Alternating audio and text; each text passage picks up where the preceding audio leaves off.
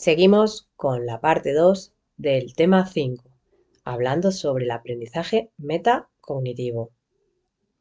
Nos quedamos en el vídeo anterior hablando sobre las estrategias que podemos utilizar para realizar el aprendizaje metacognitivo, que al fin y al cabo es el que estamos buscando a lo largo de todo este tema, ¿no?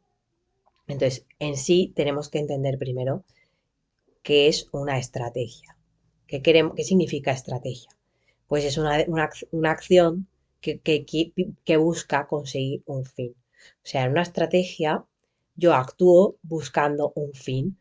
Por eso nos colocan aquí una partida de ajedrez. En el ajedrez tú usas estrategias porque estás buscando, persigues un fin que es pues ganar la partida, claro. Pero en cada uno de estos movimientos te van acercando a ese fin. Así que una estrategia es un procedimiento mental que realizo yo como sujeto en cualquier situación, una situación determinada, y mediante esta acción voy a facilitar la adquisición y el uso de unos conocimientos. Si yo no tengo unos usos, si yo no tengo un conocimiento, no lo podré poner en práctica, no lo podré usar.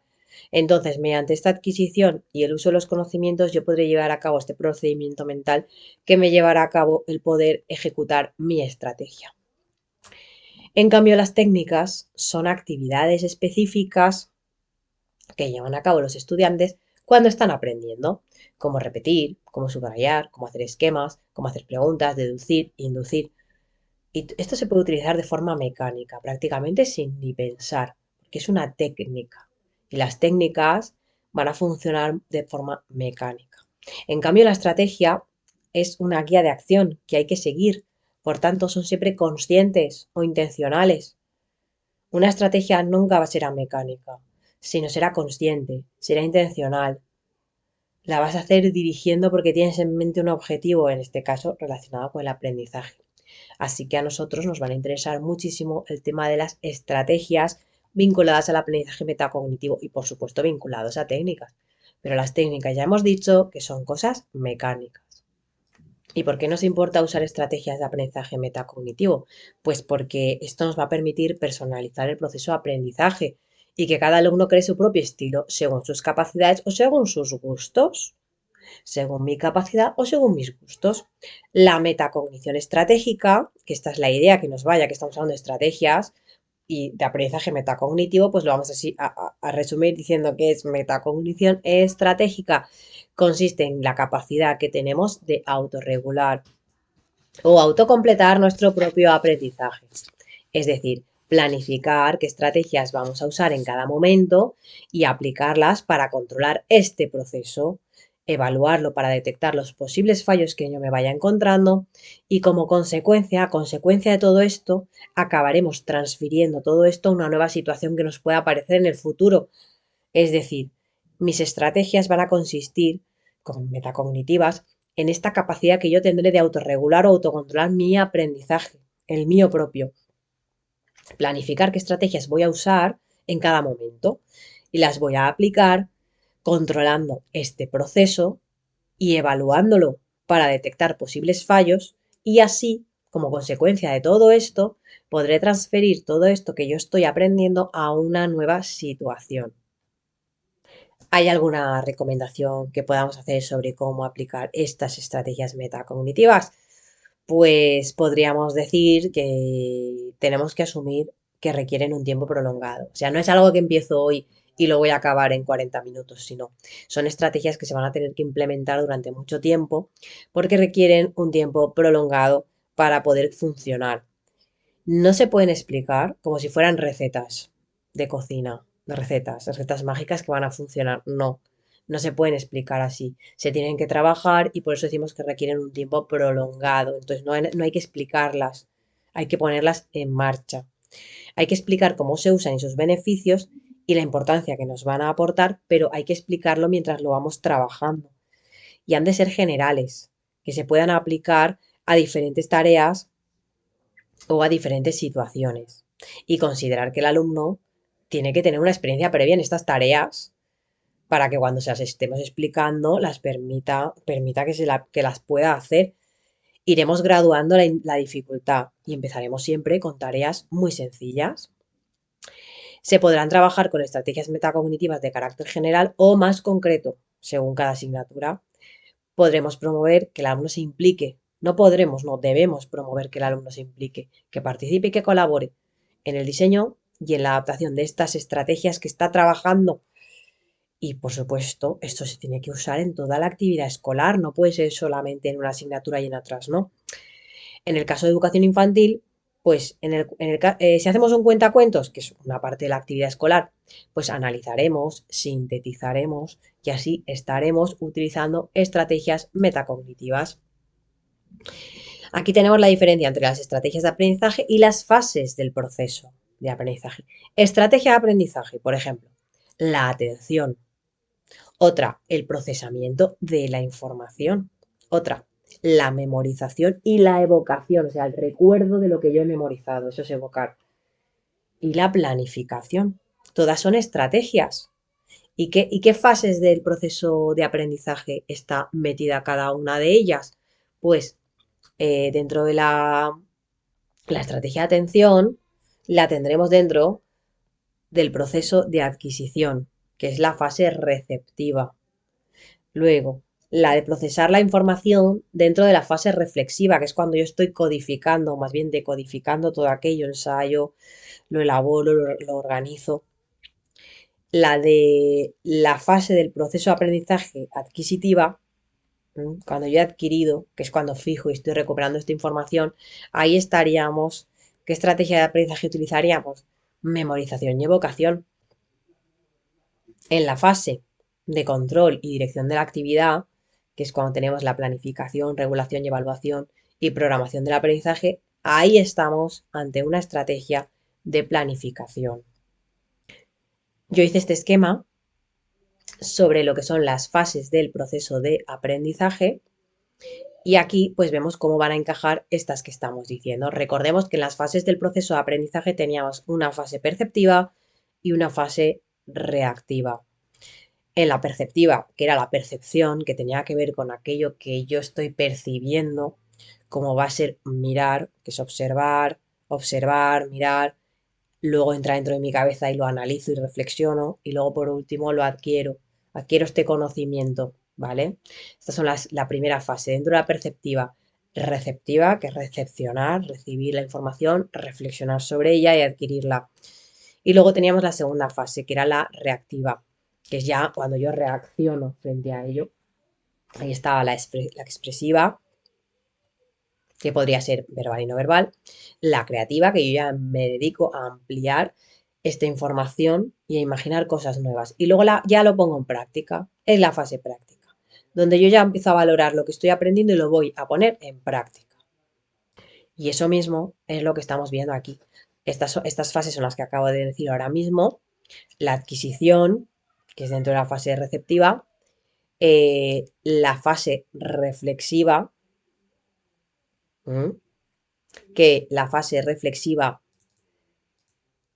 reflexiva está también dentro de la perceptiva, recordémoslo, de la perceptiva, y receptiva cuando ya lo he adquirido. Aquí, receptiva, también está dentro de la perceptiva, perdón, ¿vale? Entonces, estas son las primeras fases. Y la adquisitiva también es esta primera fase, la primera fase, la receptiva. Y en cambio, cuando ya entro en la estrategia de planificación, que ya un control y dirección de la actividad, planificación, regulación y evaluación y programación personal de aprendizaje, ahí ya nos estaríamos metiendo quizá en una fase más práctica. Bueno, una fase reactiva en sí toda ella. Entraría en todos estos aspectos, me parece a mí. Bueno, aquí es que seguimos, ¿vale? Por ejemplo, vamos a aplicarlo de forma práctica. Veo un círculo, veo lo que decía yo, observo, miro. Esto es recepción, fase receptiva. Dentro de la primera etapa, que era la perceptiva. Miro, veo un círculo, fase receptiva. Luego lo estoy codificando, reflexiva, es decir, lo analizo. ¿A qué se parece este círculo? Ah, pues mira, un sol a una naranja. Entonces, ¿qué hago? Lo adquiero, lo fijo y lo voy a recuperar para cuando lo necesite, porque como lo he adquirido, ya lo tengo dentro de mí, ya lo he comprado, lo he adquirido, es mío. Así que se me ha fijado y lo voy a poder recuperar siempre que quiera. Así que lo voy a almacenar y lo voy a asociar con otras formas. Hago un círculo, recuerdo cómo es, cómo se parece, y es esta fase, la adquisitiva. Porque ya me lo quedo, es mío. Entonces, veo el círculo, pienso sobre cómo es este círculo en la reflexiva y digo, ay, mira, pues se parece a un sol tal. Y adquisitiva, ya me lo he quedado, lo tengo almacenado, es mío. Entonces, estas tres fases, que es dentro de la etapa perceptiva, es esta primera fase del proceso de aprendizaje. Entonces, elijo si dibujo un círculo, lo formo con otros compañeros, en el patio, busco cosas redondas, lo modelo y esto sería programar mi aprendizaje de forma personal. Entonces, ¿qué estrategias de aprendizaje metacognitivo vamos a seguir trabajando? Pues, por ejemplo, la de la atención. Esta es una de las más complicadas porque atender es muy difícil. Bueno, es muy difícil, no, es difícil. Porque la atención es selectiva y si no me interesa no voy a hacer ni caso de lo que me están diciendo. Entonces, para dirigir nuestros sentidos hacia un estímulo determinado y mantenerlo en el tiempo, durante largo tiempo, sin distraernos, tenemos que esforzarnos muchísimo, o por lo menos un poquito hay que esforzarse.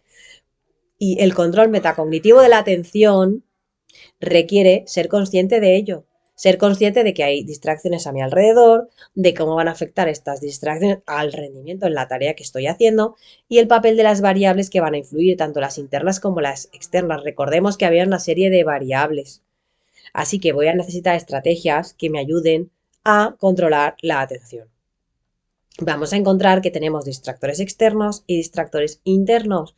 Los externos son las condiciones ambientales, el ruido, la luz, los colores, el material mobiliario, la temperatura, todo esto que noto que me está molestando desde el exterior es un distractor externo. Y en cambio el interno es aquello que tengo ya dentro de mí. Por ejemplo, la emoción. No es lo mismo estudiar si estoy enfadada que si estoy contenta o si estoy muy excitada tampoco voy a poder trabajar porque si tengo la mente hiperactiva tampoco porque estoy pensando en otra cosa que va a ocurrir a posteriori no me concentro tampoco. Así que las emociones han de controlarse y hay que estar en un estado de relajación y de autocontrol de nuestro propio temperamento, que esté la cosa un poco calmada, calmada pero sin llegar a dormirnos tampoco. Saber concentrarse es más decisivo para un niño que su cociente intelectual. Así que es más importante saber concentrarse que toda tu capacidad intelectual.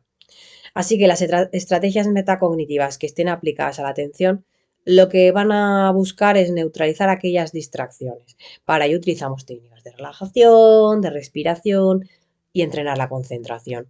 Pero, ¿y cuando estamos en el aula, cómo hacemos todo esto? Pues, por ejemplo, podríamos hacer una función básica para captar la atención, que podría ser, pues, ¿cómo captamos la información? Pues vía oral, sabiendo escuchar, saber preguntar, tomar notas, supernotas, vía escrita, buena lectura, subrayado, síntesis, resúmenes, ambiente, observar la ambientación del aula y, por supuesto, supresión de distractores. Si yo sé que los niños están mirando por la ventana porque están viendo a otros jugar fuera, pues habrá que suprimir esa distracción, pues bajando la persiana, por ejemplo, porque si no, es muy difícil que se vayan que estén atendiendo en la clase si fuera hay algo que los está distrayendo. Así que hay que suprimir todos los distractores que nos están haciendo que no se concentren. Hay que seleccionar la información relevante. Por ello hemos de seleccionar las fuentes y las informaciones. No es darlo todo, solamente dar aquello que sea relevante para que no se distraigan. ¿Qué más? Pues hay que indicar lo que estamos buscando en esta unidad didáctica, o sea, cuáles son los objetivos que pretendemos, relacionar conceptos nuevos con los que ya sabemos, lo que es la enseñanza significativa. Hay que hacer variedad en las actividades, hay que eliminar distracciones, tanto internas como externas, hay que ayudar a que descubran sus sistemas de trabajo, exigir de acuerdo al ritmo de trabajo, ajustar la exposición oral y actividades, hay que tener dotes de comunicación para ser maestro, porque si no, no lo podrás hacer bien. Y hay que enseñar a realizar una escucha activa o a aprender a escuchar. O sea, tenemos que enseñarles a escuchar, enseñarles a que realicen escucha activa, que aprendan a escuchar. Es diferente la atención que de la concentración. La atención es la capacidad que tenemos de seleccionar aquella información que nos interesa y que es recibida a través de los sentidos y estamos controlando los procesos mentales para que esto suceda. Y en cambio la concentración es esta capacidad de mantener la atención de forma focalizada sobre un objeto o sobre una tarea. Entonces yo puedo tener una atención que puede ser muy muy corta porque es mi capacidad de seleccionar esta información, pero quizá no me concentre lo bastante. O puedo tener un gran poder de concentración, pero no atiendo. O sea, me concentro en aquello que me interesa, porque sí que soy capaz de mantener la atención focalizada sobre una tarea que hago, entonces yo me concentro mucho en mi tarea, pero no estoy atendiendo, no estoy poniendo atención, porque no puedo, no tengo esa capacidad de seleccionar la información a través de los sentidos y controlarla. Así que necesitamos concentración en el estudio, hemos de conocer nuestras características atencionales, nuestra capacidad de atención. La atención es limitada, la atención es limitada, así como la concentración, que decíamos que hay diferencias entre atención y concentración. La concentración sí que puede darse más largo, más larga. Tú puedes estar concentrada durante mucho tiempo, pero la atención es muy limitada, exige de un esfuerzo y está relacionada con la edad.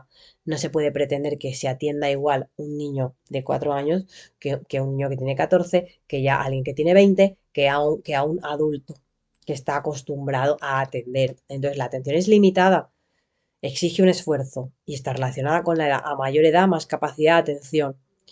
Hay que tener muy claros los objetivos de la tarea, pues para que podamos conseguir concentrarnos en nuestro estudio.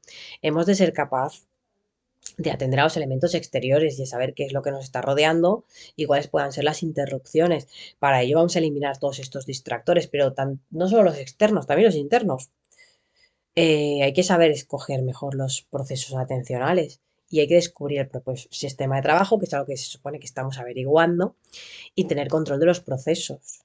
Y cuando decimos de eliminar los distractores, pues en el caso, por ejemplo, de la gente ya adulta o adolescente, pues un distractor interno que es muy potente a día de hoy y que funciona mucho para distraer y que se tiene que eliminar es, por ejemplo, el tema de redes sociales.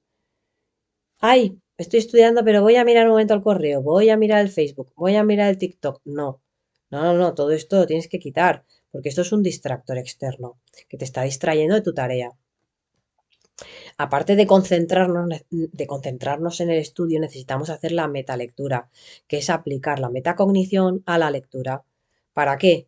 Pues para entender la finalidad de lo que estamos leyendo. Es decir, a ver, me han dicho que me lea esto, pero ¿para qué? ¿Para qué? O sea, no es lo mismo leer para memorizar algo, para aprendértelo de memoria, que para entender el significado general. Si yo me leo un artículo del periódico, lo que estoy haciendo es entender el significado general de ese artículo o de esa noticia. En cambio, si yo estoy leyendo para memorizar, mi finalidad es otra. Entonces, lo que vamos a hacer, lo que nos hace falta es repetir párrafos muchas veces para entenderlos mejor. Hay que volver atrás y volver a interiorizar lo que estás leyendo. Esto, si lo que quieres es memorizarlo. Entonces, ¿cómo debemos leer? Pues hay que tener un control del proceso de lectura para poder conseguir la meta que estamos buscando. Así que para organizar los datos y las informaciones que se reciben, bueno, hemos de organizarlos. O sea, hemos de organizar todos los datos que estamos recibiendo para que sean más fáciles de comprender y más fáciles de recordar. Si algo es fácil de comprender, será fácil de recordar. Si algo es difícil de comprender y no lo estoy entendiendo, difícilmente lo voy a recordar. Difícilmente lo voy a recordar. O quizá lo que ocurra, que es lo que suele pasar, es que como me ha costado tanto de entender, se me va a olvidar muy rápido. En cambio, una cosa que tú has comprendido y te ha resultado fácil de comprender, la vas a recordar para siempre. Porque hemos de convertir la información de lineal, que no hay jerarquía entre ideas, no hay jerarquía entre ideas, ya cada párrafo es inconexo. Eso sería lineal, lineal, una, otra. No hay las ideas no están jerarquizadas, no está una idea más importante sobre otra menos importante, sino que es todo así un poquito línea. Por esto, si la información es lineal y no hay jerarquía entre las, es lineal, como en un esquema.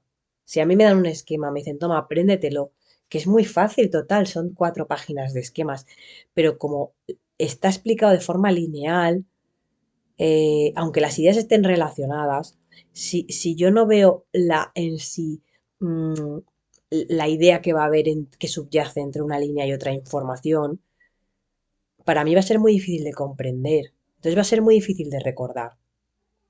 En cambio, si el esquema lo he hecho yo y es mi esquema, aunque sean 4 páginas, aunque sea una página, si es mi esquema y he sido yo la que he interiorizado esta información, he comprendido esta información y lo único que quiero es que me sea fácil de recordar. Entonces, aunque yo me haga un esquema que sea muy lineal, que sea línea, línea, línea, como yo sí que voy a tener estas ideas jerarquizadas porque yo las he interiorizado, me va a ser fácil de recordar el esquema y me va a venir muy bien. Pero estudiar a pelo, así, por las bravas, de información lineal va a ser muy difícil, porque necesitamos que la información esté estructurada, que las ideas estén relacionadas, que estén codificadas, porque así las vamos a adquirir, las vamos a codificar, almacenar, grabar, evocar y expresar.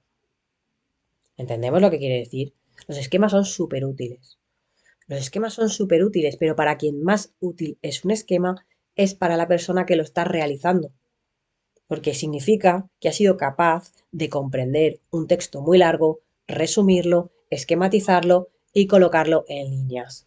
Ha adquirido esa información, la ha codificado a su manera, la ha almacenado y entonces la está expresando por medio de sus esquemas, está colocando su propia jerarquía y así le va a ser más fácil de recordar, pero porque ya la tiene metida dentro de la cabeza, ya la tiene metida dentro.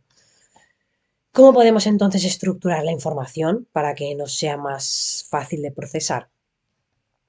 Pues algunas medidas sencillas para poder estructurar toda esta información, que es realmente lo que vamos a hacer cuando estamos buscando resumir un texto, pues es identificar la idea principal y subrayarla. Hay a quien no le gusta subrayar, ¿eh? Esto ya es muy personal, pero sí que hemos de identificar la idea principal. ¿Qué me están queriendo decir aquí? Entonces ya me hago un resumen de estas ideas principales. Hay quien lo va a hacer basándose en las ideas subrayadas y hay quien no, ¿eh? Pero el caso es que voy a hacer un resumen de las ideas principales de este texto. Y a partir de ahí me haré un esquema, o a lo mejor no me gusta un esquema, prefiero hacerme un mapa conceptual o una red semántica, cada uno que haga lo que quiera, o elaborar un gráfico, o una tabla, o un cuadro, o un diagrama de flujo, lo que a mí me interese, porque a mí me va a resultar más sencillo. Pero lo más importante es que yo me he leído un texto, he encontrado la idea principal y la estoy resumiendo. ¿Cómo buscamos la comprensión? Pues relacionamos nuevos conceptos con los que ya tenemos. ¿Y qué tipos de preguntas va a hacer un profesor?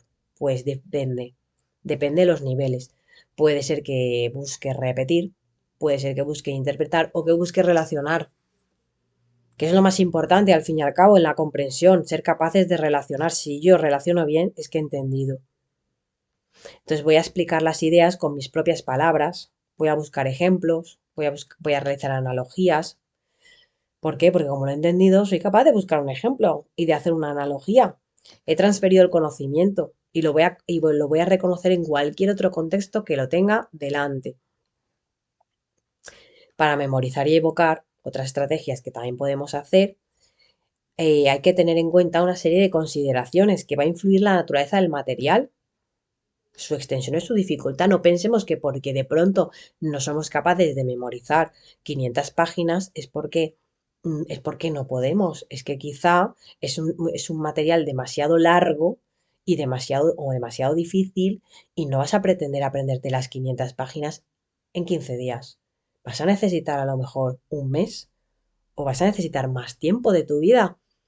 Lo vas a lograr, claro que sí, por muy difícil que sea, pero vas a necesitar el tiempo adecuado.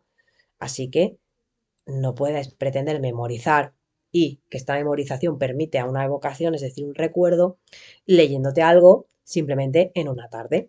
Así que para nuestra propia capacidad de memorizar y para nuestras limitaciones personales y peculiaridades, la peculiaridad de cada uno, esto va a variar con la edad. No es lo mismo tener ya una experiencia en haber estado estudiando muchos años en tu vida que ser una persona joven que está enfrentándose por primera vez a la experiencia de lo que representa estudiarse un temario importante, por ejemplo, un temario de la universidad. ¿Por qué? Porque hasta ese momento tú no lo habías hecho de ese calibre. Así que la edad va a influir. porque cuantas más veces hagas eso, cada vez va a ser más sencillo. Por eso, cada curso académico que vayas pasando, te va a ser más sencillo, porque vas a tener la práctica, vas a tener la experiencia previa y con el tiempo también vas a saber lo que va a requerir más tiempo de estudio y lo que va a requerir menos, lo que va a requerir más de tu esfuerzo y lo que menos, porque vas a ir aplicando estrategias concretas. Y lo que a lo mejor hace 3 años te costaba aprendértelo un mes y medio, quizá lo puedas aprender en 15 días, memorizar, me refiero, porque ya has aplicado las estrategias que tú sabes. Entonces, no estamos hablando de técnicas de estudio o de memorización. Estos son estrategias de aprendizaje. Estrategias de aprendizaje. La técnica, ya hemos dicho que es lo mecánico. La técnica sería, pues yo subrayo, yo me hago un esquema y tal. Pero aquí estamos hablando de qué estrategia utilizo para memorizar y para evocar. Pues no hay más otra que poder yo introducir, adquirir este conocimiento y poder sacarlo de mi interior y poder recordarlo, que es lo que estoy buscando. Entonces, no es una técnica. La técnica de estudio sería algo mecánico. No, aquí estoy buscando una estrategia de aprendizaje. O sea, que significa que es un sistema para que lo que yo memorizo se quede y que yo sea capaz de recuperarlo. Todas estas estrategias de memorización se basan en la idea de que es más fácil fijar y recordar una información relacionada con otras informaciones que aislada. Por ello, las estrategias de memorización van a tratar de generar redes que van a asociar la información que vamos recibiendo. Así que es muy importante aprender, pero recordar lo aprendido. De hecho, yo diría que si no eres capaz de recordar lo aprendido, no estás aprendiendo. Repetición y repaso, pues repetir es la estrategia más sencilla y básica. Repito lo que estoy diciendo una y otra vez y así, con cada repetición, como la voy asociando a la anterior y la voy ampliando, la voy reforzando, porque con cada repetición he de ampliar un poco más. Entonces es mejor espaciar los repasos en intervalos sistemáticos. Pues cada 2 días un repaso, así. Es mejor la repetición escrita y hablada que la mental. Así que es mejor que estas repeticiones las hagas o de forma oral o por escrito, porque escribiendo también vas a sacar mucho de lo que llevas dentro que la mental. Es decir, repetirlo en tu cabeza sin exteriorizarlo por medio del habla o por medio de la escritura va a hacer que los repasos no sean tan efectivos. Así que, consejo, ponerse a cantar los temas, a hablar o ponerte a escribirlos, lo que prefieras. Categorizar es agrupar en conjuntos homogéneos los elementos que tienen algo en común. Esto que tiene algo en común, pues lo sitúo dentro del mismo conjunto. Y así asociando elementos de cada categoría, pues bueno, pues vamos un poco haciendo, nos sirve de estrategia para memorizar cosas. También la elaboración verbal, incluir elementos que deben ser memorizados en una historia en argumento como preguntas y respuestas, por ejemplo, esto es una estrategia de memorización, la de ir fabricando una historia. Tienes que memorizar una serie de conceptos y en sí estos conceptos de forma aislada son un poco complicados de comprender. En cambio, si yo cada uno de estos conceptos los hilvano, los hilo en una historia y me creo ahí una historia, una película, de tal paso a cual por tal motivo. Entonces, voy hilando una historia y esto va a hacer que cuando yo quiera recordar esta historia me ha sido más fácil porque la he podido memorizar mejor que si simplemente son los conceptos sueltos. Lo mismo con las imágenes. Hemos de identificar cada objeto que quiero recordar con una imagen y formar una secuencia. Si cuando lo intente recuperar del palacio de mi mente, de mi palacio mental, están todos mis recuerdos, pues como ya tengo la imagen, va a ser más sencillo de retrotraerme a ese recuerdo, recordarlo, recuperarlo. Así que, bueno, y luego respecto a las canciones en educación infantil, porque aquí lo que nos interesa en este caso en concreto es la educación infantil. ¿Qué ocurre con las canciones?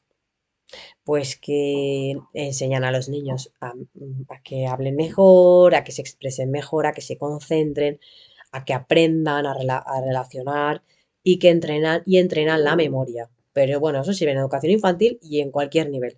Todo lo que aprendes con una rima y con un ritmo, eh, acabas memorizando lo más sencillo y lo vas relacionando, las diferentes partes de la historia y también ayuda a que te expreses mejor y a que te concentres.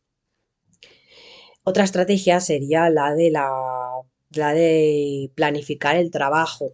El alumno ha de conseguir programar su trabajo distribuyendo los esfuerzos y los tiempos y elegir las técnicas de trabajo para conseguir un rendimiento más óptimo. Y para ello necesita autoevaluarse. Tenemos que conocer el dominio de un tema de forma realista. Porque yo a lo mejor creo que soy la bomba y me lo sé todo súper bien y resulta que lo estoy haciendo mal y no estoy llegando. El examen es pasado mañana y no voy a llegar. Entonces necesito autoevaluarme para saber si estoy realmente dominando este tema de forma adecuada y para ello distribuir mis tiempos y mis esfuerzos y prever las dificultades que me voy a encontrar en el camino de mi estudio. Para ello necesito hacer una autoevaluación sincera conmigo, en mi interioridad y decir, uff, no voy a llegar, ¿eh? Necesito autoevaluarme y ser sincero, tener un autocontrol suficiente para ejecutar lo programado. Aquí entra la idea del autocontrol. Necesito tener un autocontrol suficiente y necesario para ejecutar, para poner en práctica todo lo que yo me he programado. No sirve de nada hacerme un esquema de trabajo, de estudio y decir, pues mira, el lunes voy a estudiar tal, el martes cual, tal, tal, si luego no lo pongo en práctica. He de ejecutar lo que me he programado. Y esto es una idea, esto es una señal de autocontrol. Y el autocontrol es una señal de maduración. Porque cuando uno autocontrola, está marcando los ritmos de su vida y no se está dejando llevar por su locus de control interno y no por el externo. Porque yo tengo que ser capaz de ejecutar lo que me proponga y de cumplir mis objetivos por mí mismo. De ahí la idea de autocontrol. Para ello voy a prever las dificultades que me puedan surgir y voy a distribuir de forma adecuada mi tiempo y también mi esfuerzo. No sirve de nada acabar agotado, ¿eh? Eso tampoco es positivo. Entonces hay que poner metas realistas. ¿Para qué? Pues para ir conociendo poco a poco nuestro dominio del tema y así haremos una autoevaluación y sabremos que estamos programando nuestro trabajo de forma efectiva. Las estrategias de planificación van a requerir de creatividad y autonomía. Un ejemplo en metacognición es darnos cuenta de que nos cuesta más aprender un texto que otro. Entonces estamos practicando metacognición cuando cambiamos de estrategia mental para solucionar este problema y vemos que lo anterior no estaba funcionando. La principal consecuencia del aprendizaje metacognitivo es la metacomprensión, que es lo que estamos buscando. Es cuando el alumno sabe hasta qué punto está comprendiendo algo, cómo ha logrado llegar a ese punto de comprensión y cómo va a evaluar la comprensión alcanzada. Metacomprensión. Vamos a ver en qué consiste. Pues es en relacionar los nuevos conocimientos con los que ya teníamos antes, integrarlos y apropiarlos, es decir, hacerlos nuestros. Aprender conocimientos no es lo mismo que repetirlos. Y lo repito y lo repito y lo repito. No, no estás aprendiendo, estás repitiendo. Los alumnos estudian según la forma de preguntar del profesor. Según las preguntas que haga el profesor, los alumnos darán unas respuestas. Y esto será lo que el alumno acabará aprendiendo. Para repetir, para interpretar, para relacionar, todo eso es la metacomprensión. Y la metacomprensión va a implicar que tienes un conocimiento del objetivo que persigues, de la finalidad que estás buscando. Es saber qué estoy buscando cuando estoy leyendo este texto, cuando estoy escuchando esta lección. Eso es la metacomprensión. Ser capaz de comprender y conocer cuál es mi objetivo. Y también es metacomprensión autoobservar el proceso, observar si la acción que estoy haciendo me está conduciendo al objetivo que busco y si esta es la forma más adecuada de perseguir el objetivo. Y para ello necesito autorregularme, emplear medidas correctoras que se tomen sobre las estrategias utilizadas. He de dirigir, he de modificar, he de corregir, he de reafirmarme. En definitiva, he de autorregularme, he de regularme a mí mismo mediante medidas correctoras para alcanzar esta forma de metacomprensión, ser capaz de comprender más allá. Para ello necesito autorregularme, autoobservarme y tener muy claro cuál es el objetivo que persigo. Para ello, pues necesito la motivación y necesito aumentar la motivación, porque el aprendizaje metacognitivo, si lo haces bien, lo que hace es aumentar la motivación. ¿Por qué? Pues porque como le estás dando una correcta atribución a la causa de tu rendimiento, es decir, estás atribuyendo que la causa de tu rendimiento positivo, el que tú rindas más y saques mejores notas o entiendas todo mejor, le estás atribuyendo esta causa a tu esfuerzo, a tu trabajo, a tu locus de control interno. Y como le estás atribuyendo en la causa de este rendimiento a tu trabajo, esto aumenta tu motivación, porque te hace darte cuenta de que si te esfuerzas, lo acabas consiguiendo. ¿Por qué? Pues porque vamos conociendo los factores que van interviniendo en el proceso de aprendizaje y me doy cuenta de que en el proceso de aprendizaje nada es gratuito ni fortuito, sino que hay una serie de factores que yo puedo controlar, yo puedo dominar. El alumno va a poder controlar y regular estos factores. Entonces será consciente de que los logros son suyos y no son de la suerte, no es un locus de control externo. No ha sido la fortuna, no ha sido la suerte, no, ha sido él. Entonces, él es consciente de que las causas de sus logros son suyas y eso aumenta la motivación, el atribuirse los éxitos a uno mismo y saber que lo he hecho porque sé hacerlo, sé hacerlo. El pensamiento crítico va a desafiar los esquemas previos, los esquemas establecidos. Necesitamos tener autonomía y necesitamos tener pensamiento crítico. Entonces, la metacognición va a tener consecuencias para esta autonomía. La autonomía es la idea de independencia y de pensamiento crítico. El pensamiento crítico, que es algo que necesitamos todas las personas, desafía los esquemas establecidos, porque nuestro pensamiento va a depender normalmente de ciertos sistemas de creencias o convicciones, de tradiciones culturales, etcétera, de cosas que nos vienen impuestas desde casa, desde el entorno, incluso a veces desde la propia escuela. Entonces, tenemos un sistema de valores y de creencias y de convicciones que en cierta forma se puede decir que es heredado, sobre todo cuanto más joven eres. Y estos esquemas me pueden manipular a mí, me pueden estar me están manipulando, pero también pueden ser manipulados. Es decir, si yo me baso en sistemas de creencias, convicciones heredadas de otros, me da igual que sean de mis padres, que me da igual que sean de mi entorno, de mi profesor, pero el caso es que estoy heredando un sistema de valores anterior a mi pensamiento crítico. Pues me pueden estar manipulando, porque estos esquemas pueden manipularse. Entonces, lo que buscamos es tener pensamiento crítico. Un pensamiento crítico en el que diga, a mí me va a servir este sistema de creencias, este sistema de valores, esta convicción a mí me funciona.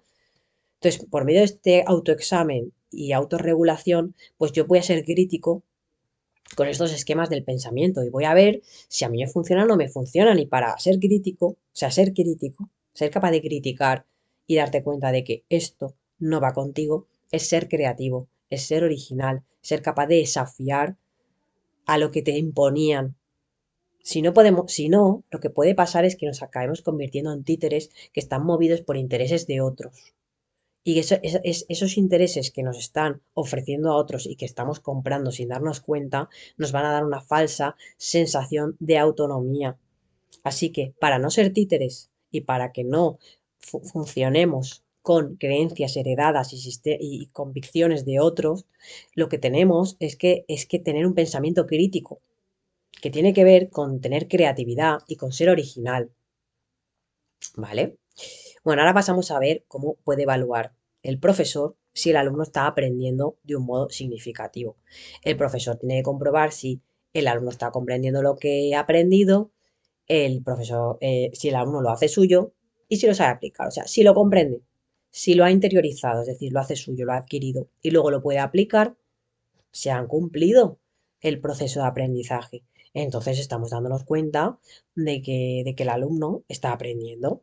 El alumno aprende de manera significativa cuando es capaz de explicar las ideas con sus propias palabras, cuando es capaz de encontrar ejemplos distintos, cuando reconoce la idea en contextos muy diferentes de los que tú le has explicado la idea y conecta con cosas previas y que ya sabía. Las nuevas las conecta con las que ya sabía y extrae conclusiones que son muy personales pero también son muy coherentes. ¿Cómo sabemos que nuestros alumnos han comprendido? Pues por medio de preguntas, por medio de exámenes, de trabajos, que todo esto lo que va a hacer es estimular su comprensión. Pero ¿saben ellos en qué va? ¿Los alumnos van a saber en qué consiste la comprensión?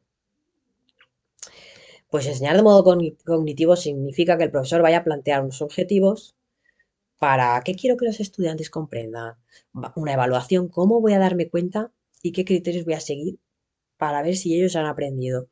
Y por medio de actividades y contenidos, ¿qué actividades van a facilitar que consiga el logro que estoy buscando? Entonces, voy a identificar el resultado esperado por medio de los objetivos, voy a evaluar y luego voy a acabar planificando según los resultados que me vayan viniendo, ¿vale? Entonces, enseñar de modo metacognitivo va a plantear a los profesores preguntas como, ¿es mi estilo de preguntar a los alumnos lo que orienta a la memorización y repetición de ideas? ¿O por el contrario estimula la reflexión y la creatividad? Cuando planteo una actividad les digo lo que tienen que ir haciendo o dejo para que ellos tengan capacidad de invención. Les propongo dilemas que puedan resolver, disonancias cognitivas, situaciones nuevas a las que puedan ir enfrentándose. Entonces, estas son preguntas que como docente tienes que hacer y responder. También tú te tienes que autoevaluar a ti mismo en tu manera de dar las clases. Y claves para trabajar la creatividad. Pues pensar de modo crítico, analizando los problemas, profundizar en los temas, tener habilidades comunicativas, descubrir el propio talento, tener pasión ante todo lo que estás haciendo. Si no pones pasión en lo que haces, nada va a funcionar. Tener disciplina y autocontrol, que ya lo hemos hablado, planificar y perseverar de modo realista, pero hay que hacerlo. Asumir riesgos y valorar el fracaso. Valorar el fracaso como decir, bueno, por lo menos lo he intentado, he fracasado, ha sido culpa mía. ¿Por qué he fracasado? Voy a autoevaluarme. Pues mira, he fracasado porque no he tenido un control realista del tiempo, no he tenido un control realista de la dificultad de la materia. Entonces valoro el fracaso dándome cuenta de por qué he fallado. No digo, he fallado, soy un fracasado. No, yo no soy un fracasado. Yo he fracasado por una serie de causas. Obviamente la culpa es mía, pero no porque yo sea un fracasado, sino porque yo he fallado a la hora de valorar, a la hora de establecer mis tiempos y de comprender la dificultad de la materia que tenía delante. Entonces, por eso valoramos el fracaso. Y para educar en creatividad, pues seguimos necesitando pues, aceptar las críticas. El aprendizaje metacognitivo hay que aplicarlo, hay que afrontar situaciones novedosas, no huir de ellas, o sea, nada de huir de... La neofobia no nos va a ayudar a ser creativos, hay que darnos tiempo y dar tiempo también a los demás. Hay que desarrollar recursos intelectuales y afectivos y hay que fomentar la conciencia y fomentar el criterio moral, que es algo que nos tiene que acompañar siempre a lo largo de nuestra vida, en la escuela y en la vida personal. Bueno, y hasta aquí el tema 5.